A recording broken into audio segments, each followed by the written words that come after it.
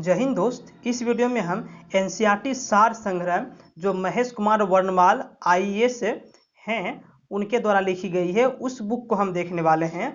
इसमें सबसे पहला चैप्टर हम शुरू करते हैं प्राचीन भारत का इतिहास। ठीक है, तो इसको हम देखते हैं इस चैप्टर में कैसे बताया गया। काफ़ी अच्छी बुक है, बहुत ही पॉपुलर बुक हो रही है सभी एग्जाम के लिए। तो चलिए उसको हम देखते हैं। प्राचीन भारत के ऐतिहासिक स्रोत, इसमें क्या कहा गया उसको देखिए।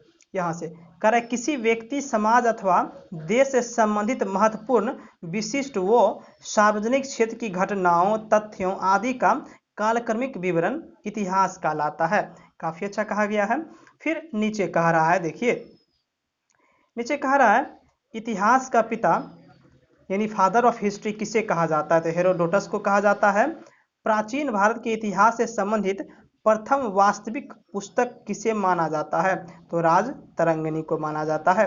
उत्कीर्ण चिन्ह वाले प्राचीनतम सिक्के क्या कहलाते हैं, तो आहत सिक्के कहलाते हैं।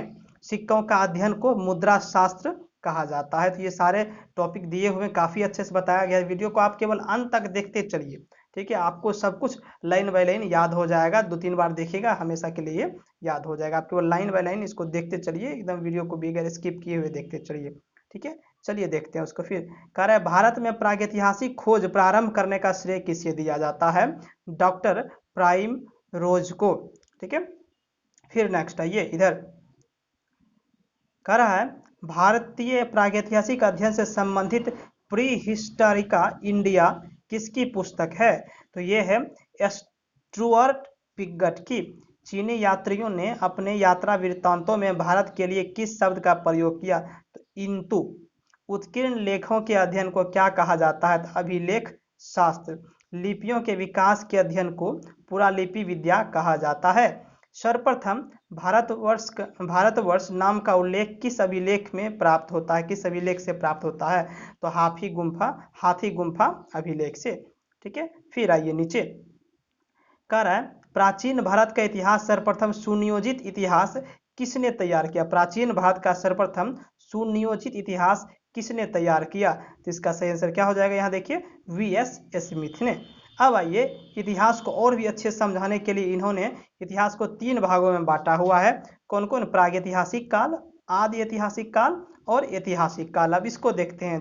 तो पहले आइए प्रागैतिहासिक काल पर। तो प्रागैतिहासिक काल मानव उत्पत्ति से 3000 पूर्व के काल को कहा जाता है और इसमें पुरातात्विक साक्ष्य अध्ययन का एकमात्र स्रोत, क्योंकि लिखित साक्ष्य उपलब्ध नहीं है, ठीक है। तो यानी प्रागैतिहासिक काल का कोई भी लिखित साक्ष्य नहीं है, बस कोई भी साक्ष्य मिलता है जो पुरातात्विक विभाग को मिलता है वही एक तरह साक्ष्य होता है। फिर आइए आदि ऐतिहासिक में, तो इसका काल जो है 3000 ईस्वी पूर्व से 600 ईस्वी पूर्व तक माना जाता है, जिसमें लिखित साक्ष्य उपलब्ध है किंतु पढ़ा नहीं जा सकता है, किंतु अपठनीय है, ठीक है। फिर आइए ऐतिहासिक काल में। ऐतिहासिक काल 600 ईस्वी पूर्व से लेकर के आगे तक को कहा जाता है।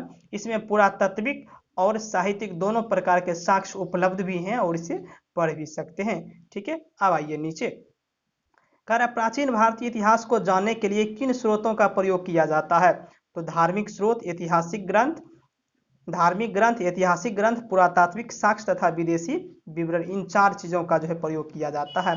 फिर ब्राह्मी लिपि को सर्वप्रथम किस विद्वान ने पढ़ा था, तो जेम्स प्रिंसेप ने 1837 में पढ़ा था, ठीक है।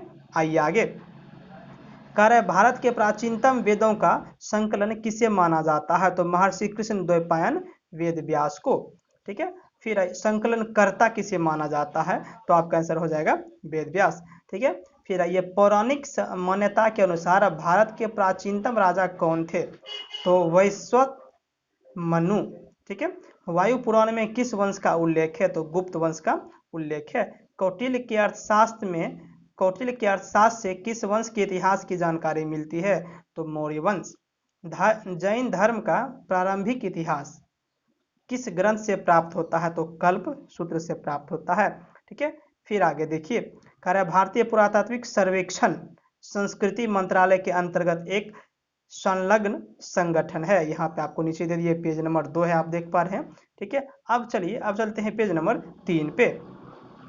तो ये आपका पेज नंबर 3 हो गया इसी का। चलिए इसको हम जूम करते हैं, उसके बाद आपको बताते हैं। देखिए फिर यहाँ से अब शुरू करते हैं फिर से हम। कह रहा है मत्स्य पुराण किस वंश से संबंधित है, तो आंध्र सातवाहन वंश से। विष्णु पुराण किस वंश से संबंधित है, मौर्य वंश से। खरोष्ठी लिपि लिखी जाती है दाएं से बाएं की ओर। ये काफी बार पूछा गया क्वेश्चन है और काफी इंपॉर्टेंट क्वेश्चन को डाला गया है महेश वर्णवाल जी की बुक में, यानी एनसीईआरटी सार संग्रह, एनसीईआरटी सार संग्रह है ये। एक तरह से काफी इंपॉर्टेंट टॉपिक को लिया गया। आप बस केवल वीडियो को देखते चलिए, आप जो बुक में पढ़ते हैं तो पढ़ते ही हैं, वीडियो को देखते तो और भी आपको अच्छे से याद हो जाता है। आइए, नारद स्मृति से किस वंश के विषय में जानकारी मिलती है, गुप्त वंश के विषय में। स्मृति ग्रंथों में सबसे प्राचीन एवं प्रमाणिक पुस्तक कौन सी है, तो मनु स्मृति। शुंग काल का मानक ग्रंथ किसे कहा जाता है, मनु स्मृति को। स्त्री को पुरुष की अर्धांगिनी किस ग्रंथ में कहा गया है, शतपथ ब्राह्मण में। फिर आ गया ये, कह रहा है महाभारत का प्रारंभिक उल्लेख अश्वलायन गृह सूत्र में मिलता है। प्रारंभ में इसे मात्र 8800 श्लोक थे इसमें, और इसका नाम जय संहिता था। कुछ समय बाद यह बढ़कर 2400 श्लोक हो गया और भारत के नाम से प्रसिद्ध हुआ। अंत में 1,00,000 श्लोक होने के कारण इसे शत सहस्री संहिता या महाभारत कहा जाने लगा। ठीक है। पुरालेख विद्या से क्या अभिप्राय है, तो शिलालेखों का अध्ययन।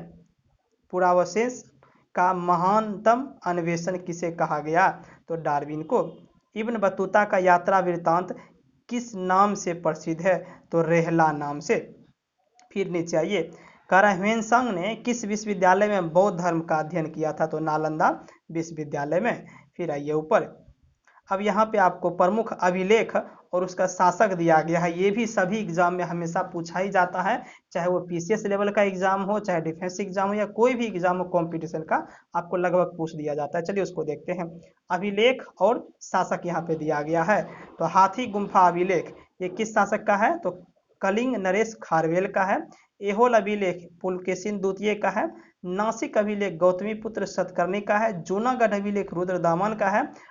प्रयाग स्तंभ अभिलेख समुद्रगुप्त का है। मंदसौर अभिलेख मालवा नरेश यशोवर्मन का है। ग्वालियर अभिलेख प्रतिहार नरेश भोज का है। देवपारा अभिलेख बंगाल शासक विजयसेन का है।